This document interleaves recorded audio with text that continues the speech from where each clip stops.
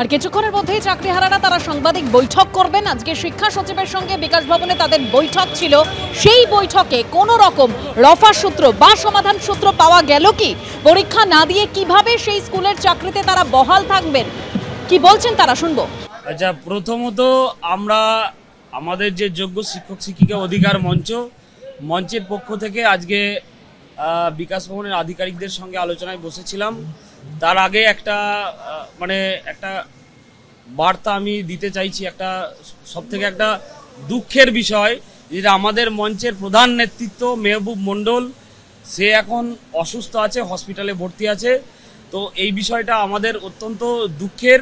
এটা মিডিয়ার সামনে এই কারণেই বলছি যে আমাদের এই প্রেস মিটের ক্ষেত্রে যে ব্যক্তি সবচেয়ে প্রথম এই মাঝখানে থাকে, তার আজকে এই অনুপস্থিতিটা আমাদের ভাবাচ্ছে।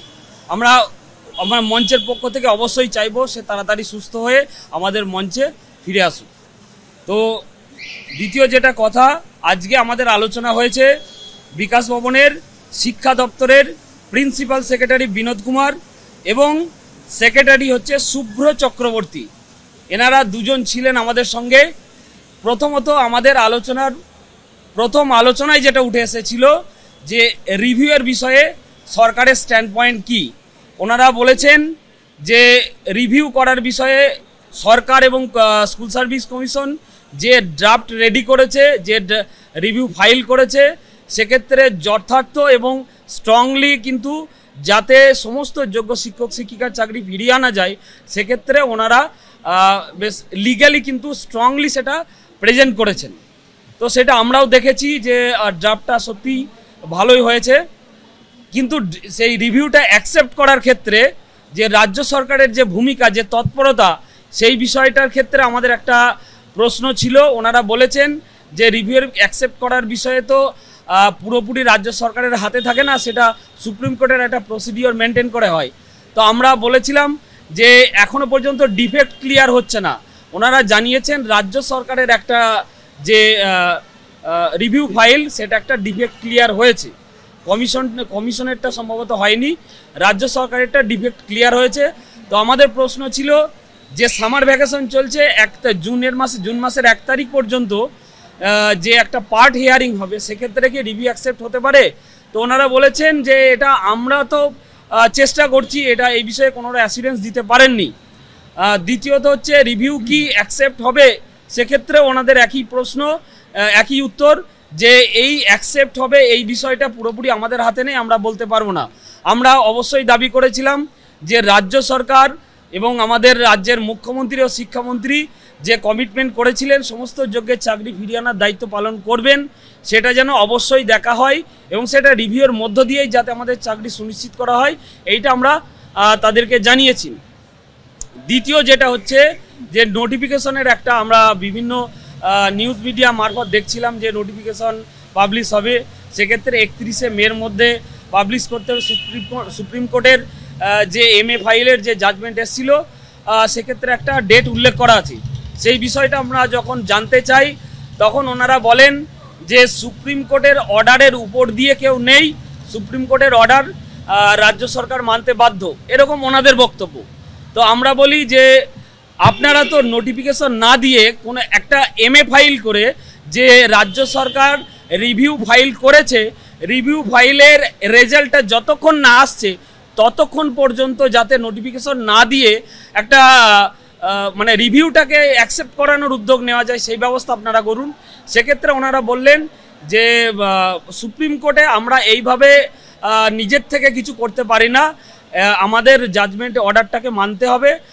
এবং নোটিফিকেশনের ব্যাপারে বললেন যে যেহেতু যারা আইনজ্ঞ যারা আছেন তাদের সঙ্গে বিষয়টা আলোচনা হচ্ছে, নোটিফিকেশন কবে পাবলিশ হবে, সেক্ষেত্রে কি বিষয় থাকবে, এরকম কিছু জানাননি। তবে আমাদের পক্ষ থেকে আমরা অবশ্যই বলেছি যে আমরা যোগ্যতা নিরিখে চাকরি পেয়েছি, আমরা কোনোভাবেই পরীক্ষায় বসতে চাই না। আমাদের শারীরিক কন্ডিশন, মানসিক কন্ডিশন এখন পরীক্ষা দেওয়ার মতো নয়। যে একটা চাকরির জন্য আমরা যোগ্যতার পরীক্ষা দিয়েছি, আমরা কোনোভাবেই দেবো না। ওনারা সেটা আমাদের পরিস্থিতিটা বুঝেছেন। আমরা বললাম অনেক পেশেন্ট আছে, অনেক ক্যান্সার পেশেন্ট আছে, অনেক ম্যাডাম যারা আছেন, তাদের পক্ষে কোনোভাবেই পরীক্ষা দেওয়া সম্ভব নয়। তো এগুলো ওনারা বললেন যে আমরা মিডিয়া মারফত দেখেছি, তো অর্থাৎ ওনারা আমাদের বিষয়গুলো জানেন, কিন্তু সেটা সদর্থক ভূমিকা পালন করার ক্ষেত্রে কতটা কার্যক্ষেত্রে সেটা পালন করছেন সেইটাই আমাদের কাছে মানে প্রশ্ন, কিন্তু সেটা আগামী দিনে আমরা জানতে পারবো। তবে আমরা অবশ্যই বলেছি যে নোটিফিকেশনটা কিন্তু আমরা চাইছি না, এখন গভর্নমেন্টের দায়িত্ব নিয়ে যাতে কোনোভাবে পরীক্ষা না হয়ে নোটিফিকেশন না দিয়ে আমাদের চাকরি ফিরে আনা যায় সেই ব্যবস্থাটা করুক। এ বিষয়ে আরও কিছু কিছু প্রভিশন আমরা বলেছিলাম যে আইন বাঁচিয়ে যাতে সমস্ত যোগ্য শিক্ষক শিক্ষিকা ও শিক্ষাকর্মীর চাকরিটাকে সুনিশ্চিত করা যায়, এই প্যানেলটাকে বাঁচানো যায়, বা অন্যান্য ক্ষেত্রে যদি প্রয়োজন হয় যে রিপ্যানেলের মধ্য দিয়ে, কারণ ওএমআর অথেন্টিক, এটা সিবিআইয়ের যে ওএমআর উদ্ধার করা যে ওএমআর কপি সেটা কিন্তু সুপ্রিম কোর্ট এবং হাইকোর্ট সেটাকে মান্যতা দিয়েছে, তাহলে সেটা যদি মান্যতা দেয় তাহলে কমিশন বা সরকার সেইটাকে মান্যতা দিয়ে কোর্টের কাছে এইটা অ্যাপিল করুক যাতে রিপ্যানেলের মধ্য দিয়ে এই যারা যোগ্য শিক্ষক শিক্ষিকা তারা যাতে এই মানে সেম চাকরিতে সেম স্যালারিতে এবং স্বপদে বহাল থাকতে পারে সেই ব্যবস্থাটা ওনারা করুক। আমাদের দাবিগুলো ওনাদের কাছে আমরা তুলে ধরেছি, এবং সেটা কতটা অ্যাপ্লাই করবেন বা কতটা রেজাল্ট আসবে সেটা কিন্তু ওনারা আমাদের অ্যাসুরেন্স দিতে পারেননি, সেটা ওনারা নোট ডাউন করেছেন। এবার বাদবাকি কিছু বিষয় আছে সেটা হাবিব বলবে। আমার নাম বৃন্দাবন ঘোষ।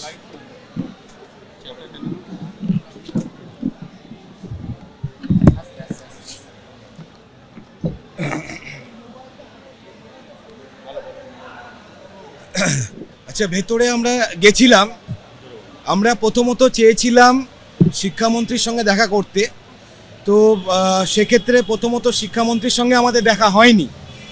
আমরা যখন এখান থেকে যাচ্ছিলাম তখন আমাদের মধ্যে আশা ছিল যে হয়তো ভেতরে শিক্ষামন্ত্রী থাকবেন, তো শিক্ষামন্ত্রী না থাকায় আমরা কিছুটা আশাহত হয়েছি, কারণ যে প্রশ্নগুলো আমাদের ছিল সেগুলোর সব উত্তর ওনাদের কাছে ছিল না।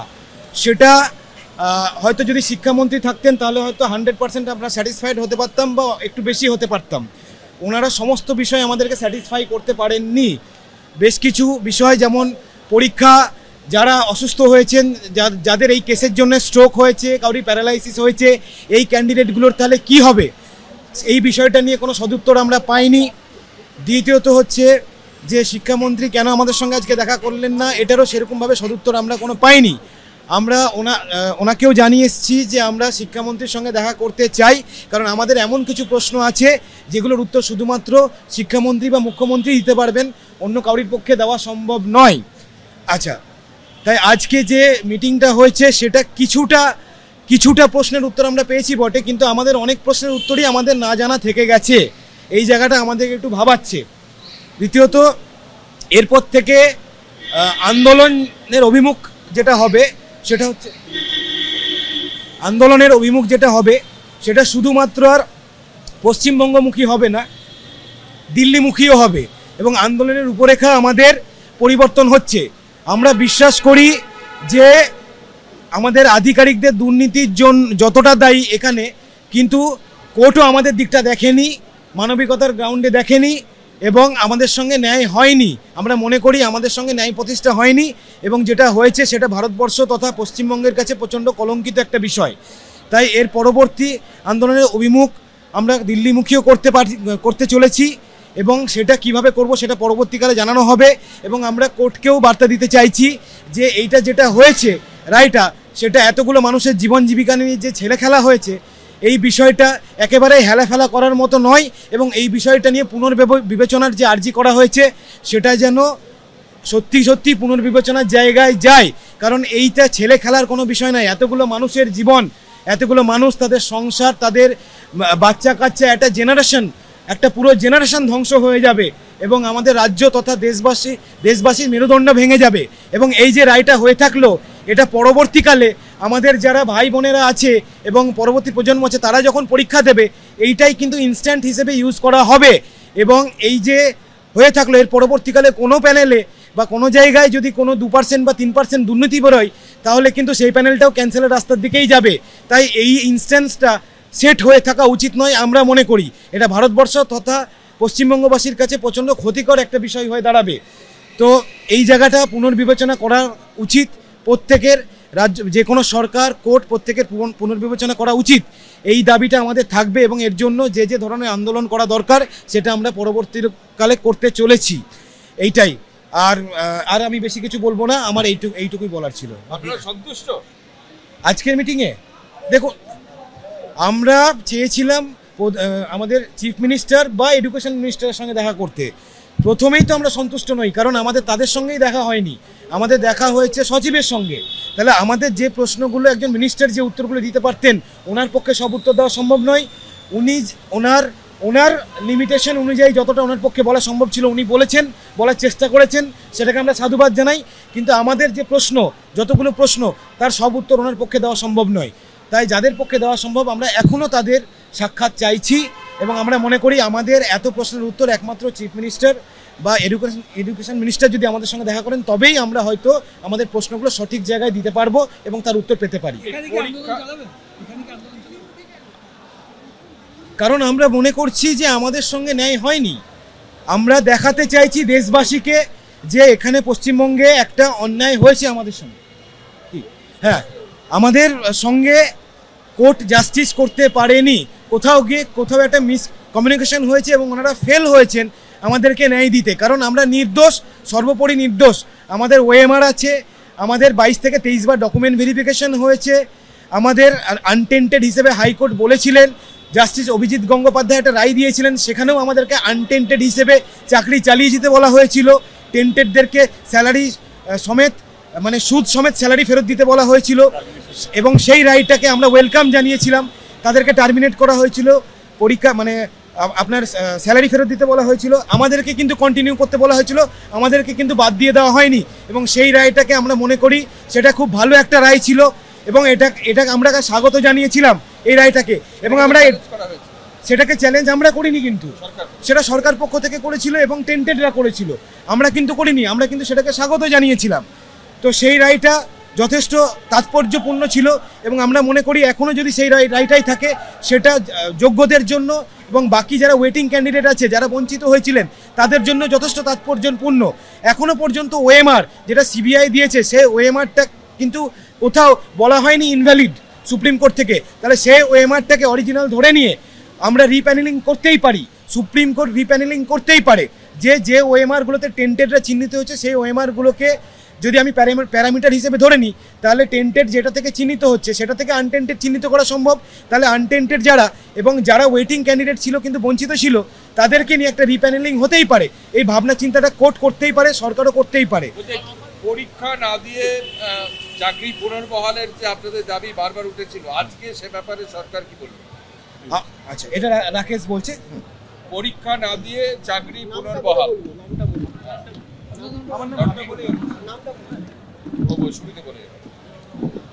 আমাদের আজকে প্রাথমিক দাবি ছিল এটা যে আমরা যেহেতু নির্দোষ, মানে আমাদের যে জাজমেন্টটা পেয়েছি সেটাকে আমরা পানিশমেন্ট হিসেবে দেখছি, তাহলে আমাদের আইনত লড়াই এবং রাস্তার লড়াই চলছে, তার সাথে সাথে আমাদের বাঁচানোর জন্য সরকারের পক্ষ থেকেও আইনি লড়াই চলছে।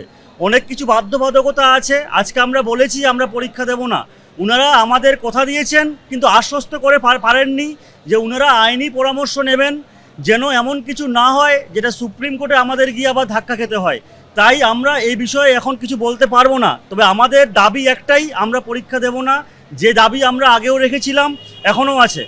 আরেকটা বিষয়, আমরা যদি আমাদের ব্যক্তিগত আমাদের নামে দুর্নীতি প্রমাণিত না হয়, তাহলে এই যোগ্যতা মানের পরীক্ষা যেটা আজ থেকে 10 বছর আগে আমরা উত্তীর্ণ হয়েছি, আজকে সেই পরীক্ষায় আমরা কিন্তু কেউ বসবো না।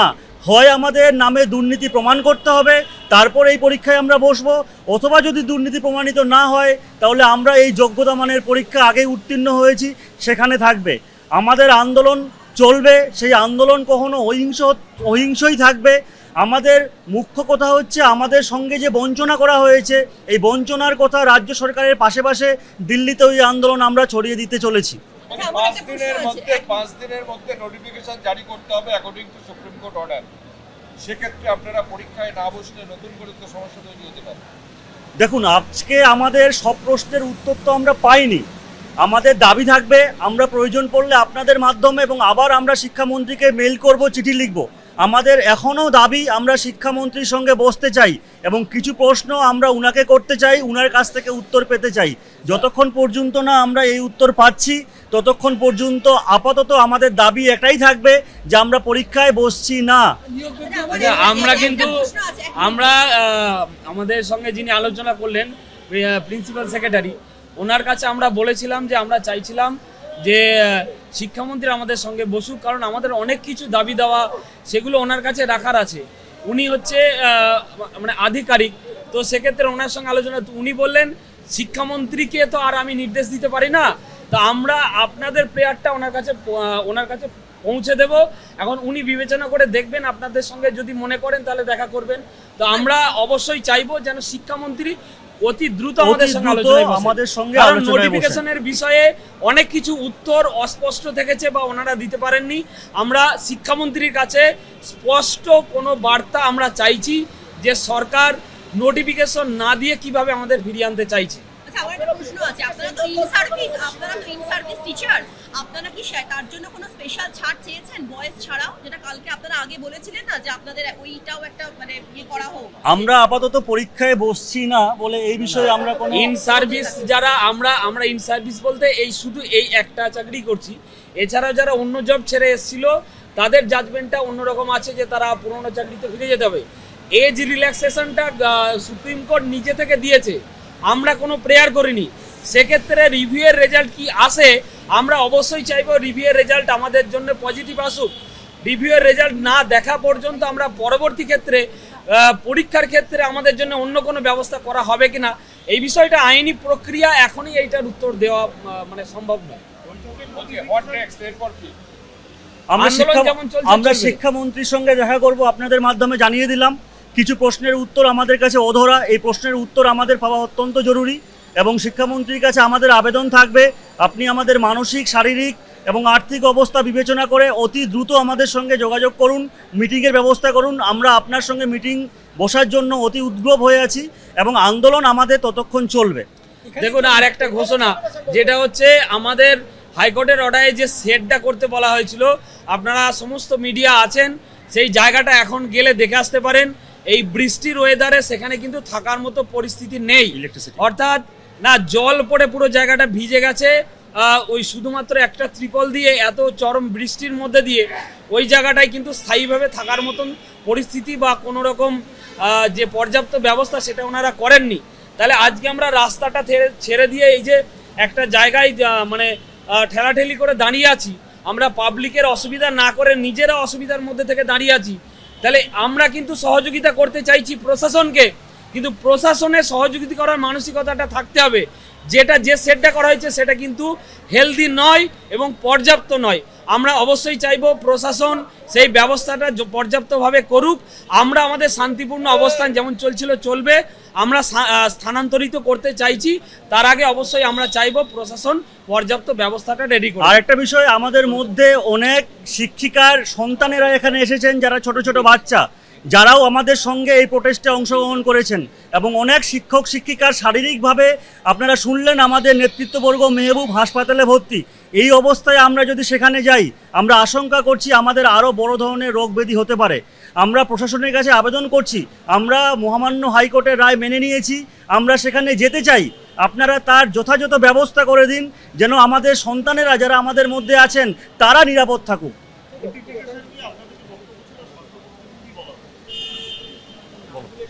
আমরা তো বললাম যে নোটিফিকেশন চাইছে না, যে ক্ষেত্রে নোটিফিকেশন না দিয়ে অতি দ্রুত রিভিউটা অ্যাকসেপ্ট করুক।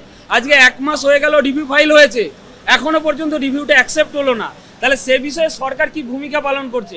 আমরা অবশ্যই বলেছি নোটিফিকেশন আমরা চাইছি না, যাতে রিভিউটা অ্যাকসেপ্ট করার ক্ষেত্রে সরকার তৎপর হোক। অতি দ্রুত যাতে রিভিউটা অ্যাকসেপ্ট করা, তখন তার নোটিফিকেশন দেওয়ার ব্যাপারটা আর থাকবে না। সেই জন্য আমরা চাইছি যে রিভিউটার দিকে সরকার মনোযোগ দিক, নোটিফিকেশন না দিয়ে।